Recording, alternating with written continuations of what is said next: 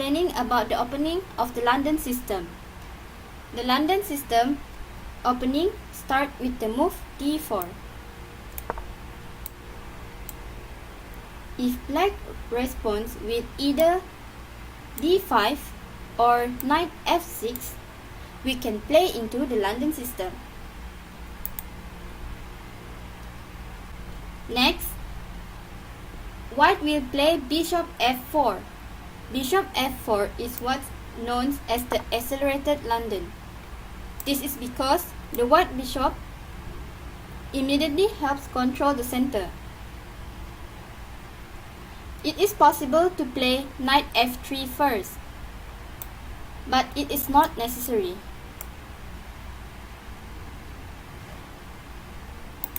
Next, after knight f6, the white side can play either knight f3, which is typical London development where we will create a pyramid with our pawn, or we can play knight c3 and look for knight c7 fork for the rook and the king with the protection of the bishop.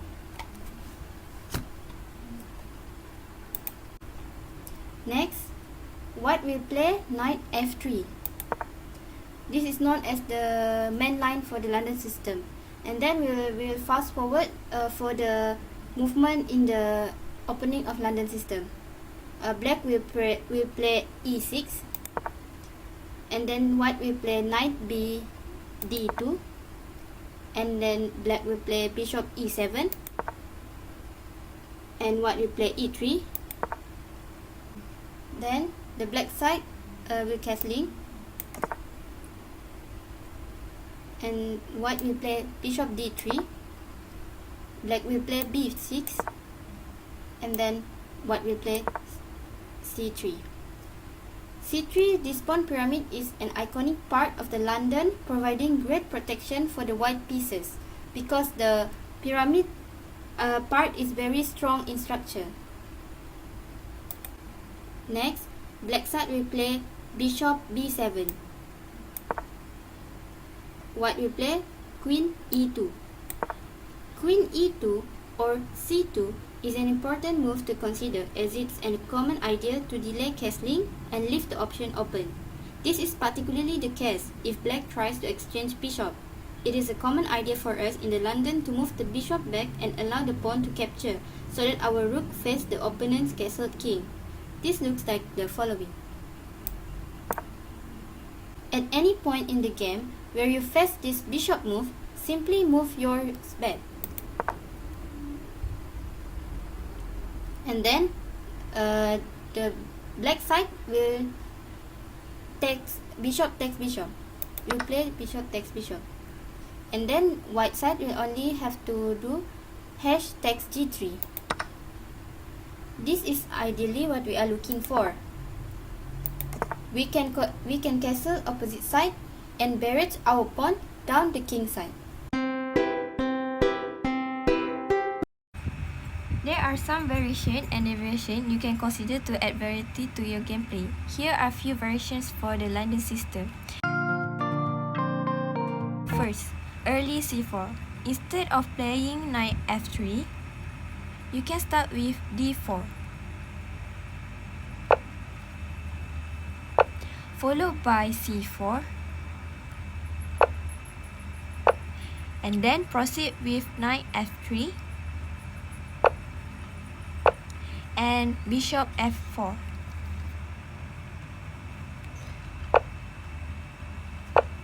This move order allows you to establish a stronger presence in the center by reinforcing your d4 pawn with the c4 pawn. Second, bishop development. Instead of playing bishop f4 immediately, you can delay the development of your bishop and prioritize other moves. For instance, you might consider playing moves like knight f3, e3,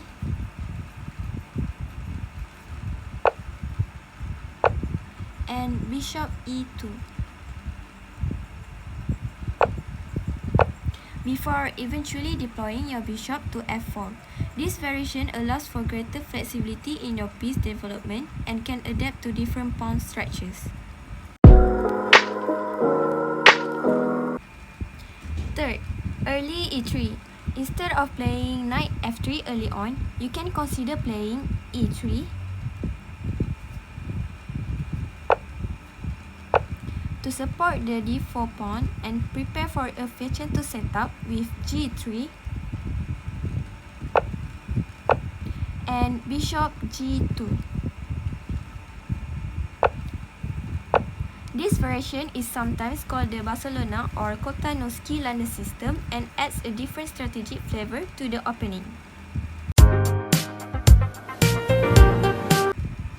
The last one, Fianchetto setup. Another version is to start with g3 followed by bishop g2 and d4. This setup allows you to Fianchetto your king's bishop and potentially aim for a kingside attack. It combines ideas from the London system and the King Indian defense, providing a different positional structure.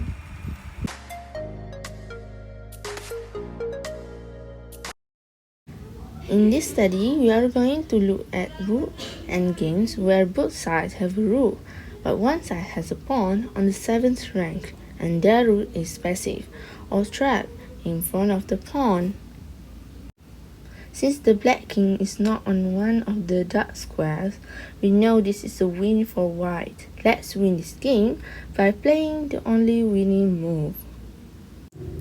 We are now returning to promote. However, black can't play rook takes a7 due to rook h7 checkmate, winning the rook on e7.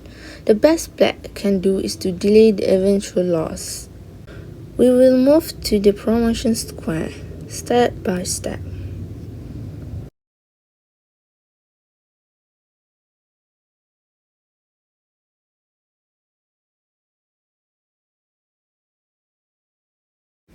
We are now threatening a8 promoting queen, so black has to give up their rook.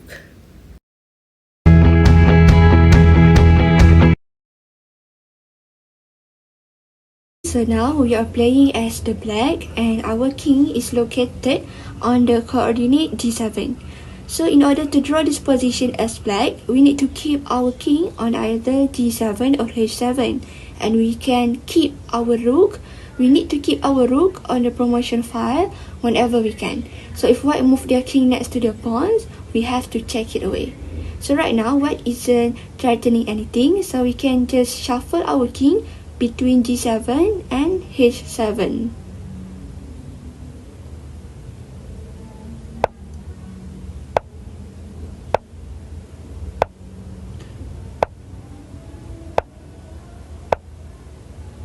Okay, so now our rook is threatened, so we move it away while keeping it on the promotion file.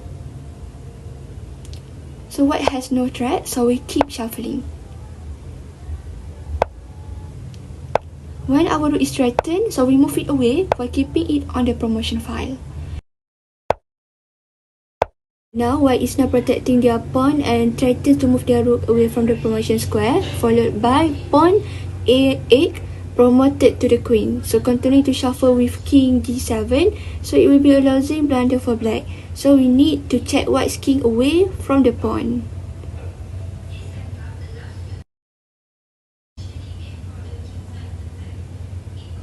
Okay, so we stay on the promotion file when we can.